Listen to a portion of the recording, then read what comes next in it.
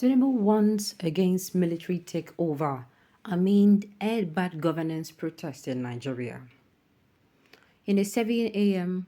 broadcast, he urged young Nigerians to resist attempt by enemies of democracy to disrupt the country's 25-year streak of uninterrupted democratic rule amidst the ongoing bad governance protest. President Bola Tinubu issued a warning on Sunday, cautioning against action that could precipitate a military takeover in Nigeria. In a 7 a.m. broadcast, he urged young Nigerians to resist attempts by enemies of democracy to disrupt the country's 25-year streak of uninterrupted democratic rule amid the ongoing end bad governance protest. While asking Nigerians to choose hope over fear, the president warned against encouraging the military to take over government. He, however, ruled out any concession in his speech. Instead, he asked the protesters to join him in building a brighter future. He said, and I quote, "Now that you have been enjoying democratic governance for 25 years, do not let the enemies of democracy use you to promote an unconstitutional agenda that will set us back on our democratic journey. Forward ever, backward never. Let us work together to build a brighter future for ourselves and for generations to come. Let us choose hope over fear, unity over division, and progress over stagnation. The economy is recovering. Please don't shut out its oxygen."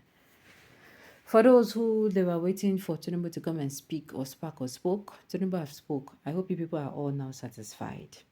Because the thing is, these people have studied their patterns. You know, when you don't study people, you study their patterns. There's nobody that can tell me now that Tinubu is the same. I mean, it's not the same. There is nothing like Tinubu is not the same. When Tinubu was coming in, ele lowo, olowo gone, he has money. He will not come. I was like, so the ones that have been there, they don't have money. You think it's a thing of they have money. Now, Tinubu don't talk. At the end of the day, a lot of people were heartbroken. In fact, the speech made a lot of people speechless.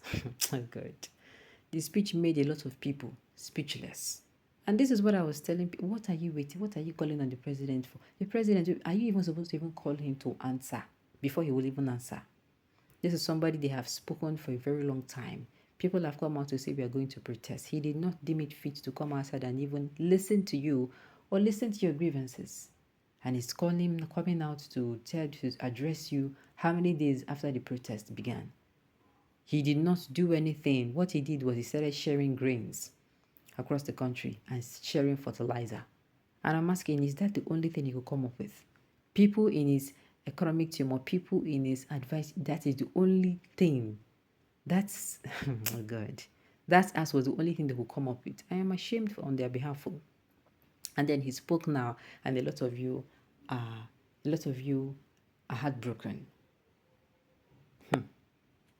Democracy died in Nigeria since APC took over power 9 years ago. If the military takes over power, blame yourself. Everyone can now say that APC government is a complete failure. Everything Tinubu stood for, Tinubu is now standing against. They said you could call him father of democracy. Now, he's no longer father of democracy. He's now an enemy of democracy. Imagine Tinubu's children, or should I say Tinubu's child, coming out to threaten us. Lori Kini, is your child even supposed to have the audacity to breathe when we are breathing? You're not supposed to even come and raise your head and say, if you're coming out, post on your page, understand? Play around, but don't come and say, you're talking to market women, that they should tell the children not to come outside, that if they do this one, I'm looking at this one, I'm saying, the Nigerian give you audacity now. The Nigerian don't give where the other audacity from. Where they make on our head, the yison, they make on the yarn, bis yarn. I tell the people, this man go talk, he go come out the hope. Some people say he make them more hopeless. My God. The speechwriter was too wicked and callous to pen that speech for Mr. President to read. There is nothing new to that speech than what ministers and the FGF said in the last minute press briefing. I pray the youth will continue to press hard until their demands are made. If you look back, you will agree with me that we fared better during the time of the military than now. Yes, the speech was looking, now he was reading from the speech. He was not even speaking from his heart. One thing where you go use even know with person will be say get empathy. He no good. He does not need to have any speech written. I dey tell you, a president will know in people well. If you know people so well, if you engage with them, and if you claim you feel what they feel, you don't need it. You don't need a paper. You don't need a pen. You don't need anything. You're going to speak from your heart because you really, really understand what is going on. But because this man has no clue, what did they do with this thing? You are going to come outside and speak from your heart. All those time will be saying they go protest. That time when they're young, he go speak from your heart. Should be that time people they complain saying look in they old that time. They say whether I want carry pom. Now, are you now saying the reason why you should take somebody who is even strong enough to carry pom? Because of things like this, the person brain needs the capacity to be able to, you know what, to give the person ideas. Imagine make your brain if you function with the time we say you're supposed to function because you don't old. Anyway, that is not even the problem anymore.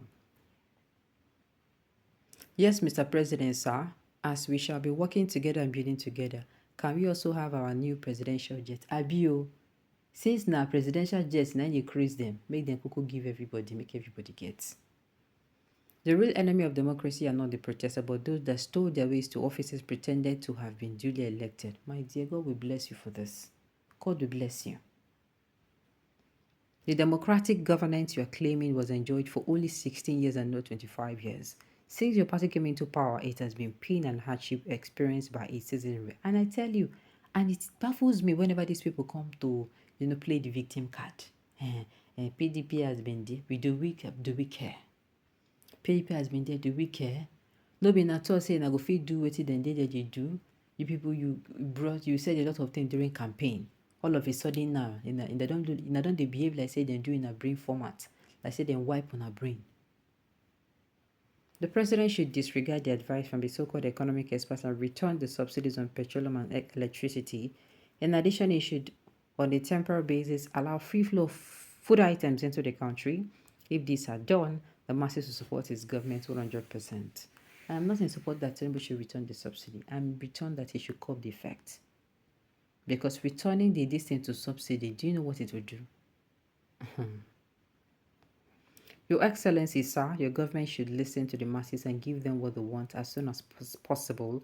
The best solution, that's the best solution, be say no to military rule, but do something now. Because it sounds very ridiculous for a refinery that requires a daily crude oil supply capacity of 650,000 barrels of crude oil a day to be given the total of 450 barrels of crude oil obtainable during the Babangida era, now to be shared among the upcoming modular refineries and the government-owned refineries to come to life soon.